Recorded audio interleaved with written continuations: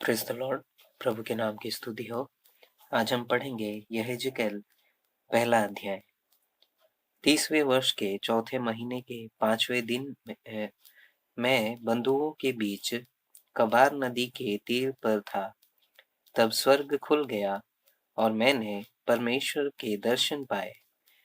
यहोयाकीम राजा की बंधुआई के 5वें वर्ष के चौथे महीने के 5वें दिन को कसदियों के देश में कबार नदी के तीर पर यहोवा का वचन बूजी के पुत्र यहेजकेल याजक के पास पहुंचा और यहोवा की शक्ति उस पर वहीं प्रकट हुई। जब मैं देखने लगा तो क्या देखता हूँ कि उत्तर दिशा से बड़ी घटा और लहराती हुई आग सहित बड़ी आंधी आ रही है और घटा के चारों ओर प्रकाश और आग के बीचों बीच से झलकाया हुआ पीतल सा कुछ दिखाई देता है। फिर उसके बीच से 4 जीवधारियों के समान कुछ निकले और उनका रूप मनुष्य के समान था, परंतु उनमें से हर एक के 4-4 मुख और 4-4 पंख थे। उनके पांव सीधे थे और उनके पांवों के तलुए बछड़ों के खुरों के से थे और वे झलकाए हुए पीतल की नाई चमकते थे। उनके चारों अलंग पर पंखों के नीचे मनुष्य के से हाथ थे और उन चारों के मुख और पंख इस प्रकार के थे। उनके पंख एक दूसरे से परस्पर मिले हुए थे।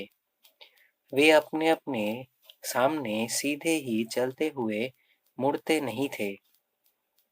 उनके सामने के मुखों का रूप मनुष्य का सा था और उन चारों ओर के दाहिने ओर के मुख सिंह के से थे। बाईं ओर के मुख बैल के से थे और चारों ओर के पीछे के मुख उकाब पक्षी के से थे। उनके चेहरे ऐसे थे और उनके मुख और पंख ऊपर की ओर अलग अलग थे।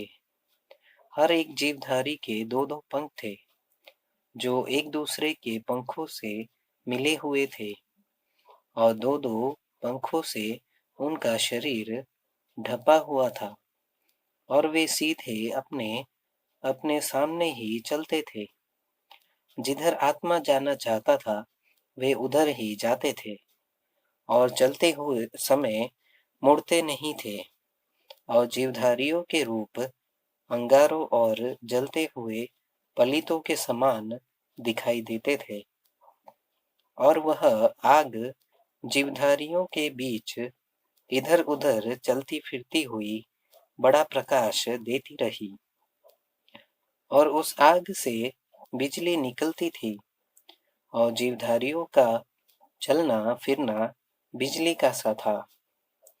जब मैं जीवधारियों को देख ही रहा था तो क्या देखा कि भूमि पर उनके पास चारों मुखों की गिनती के अनुसार एक एक पहिया था।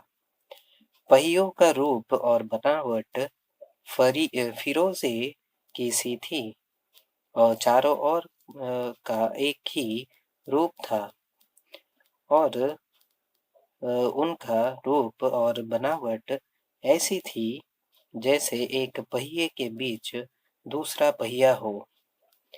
चलते समय वे अपनी चारों अलंगों की ओर चल सकते थे और चलने में मुड़ते नहीं थे और उन चारों पहियों के घेरे डेरे बहुत बड़े और डरावने थे और उनके ढेरों में चारों ओर आंखें ही आंखें भरी हुई थी और जब जीवधारी चलते थे तब पहिए भी उनके साथ चलते थे और जब जीवधारी भूमि पर से उठते थे तब पहिए भी उठते थे।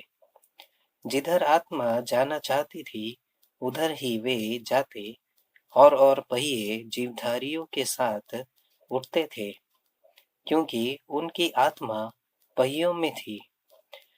जब वे चलते थे तब ये भी चलते थे, और जब जब वे खड़े होते थे तब ये भी खड़े होते थे, और जब वे भूमि पर से उठते थे तब पहिए भी उनके साथ उठते थे, क्योंकि जीवधारियों की आत्मा पहियों में थी।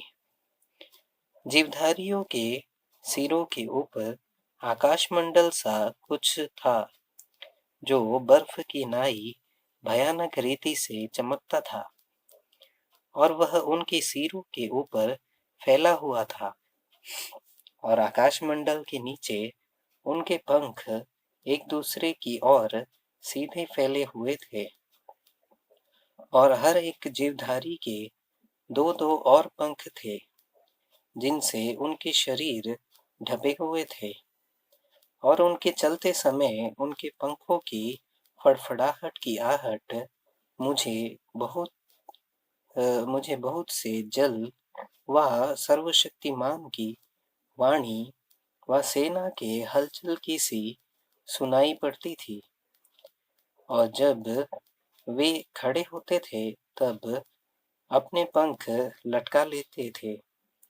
फिर उनके सिरों के ऊपर जो आकाशमंडल था, उसके ऊपर से एक शब्द सुनाई पड़ता था, और जब वे खड़े होते थे तब अपने पंख लटका लेते थे, और जो आकाशमंडल उनके सिरों के ऊपर था, उसके ऊपर मानो कुछ नीलम का बना हुआ सिंहासन था। इस सिंहासन के ऊपर मनुष्य के समान कोई दिखाई देता था, और उसकी मानो कमर से लेकर ऊपर की ओर मुझे झलकाया हुआ पीतल सा दिखाई पड़ा, और उसके भीतर और चारों ओर आग सी दिखाई पड़ती थी। फिर उस मनुष्य की कमर से लेकर नीचे की ओर भी मुझे कुछ आग सी दिखाई पड़ती थी, और उसके चारों ओर प्रकाश था, जैसे वर्षा के दिन बादल में धनुष दिखाई पड़ता है, वैसे ही चारों ओर का प्रकाश दिखाई देता है। यहोवा के तेज का रूप ऐसा ही था, और उसे देखकर मैं मुंह के बल गिरा।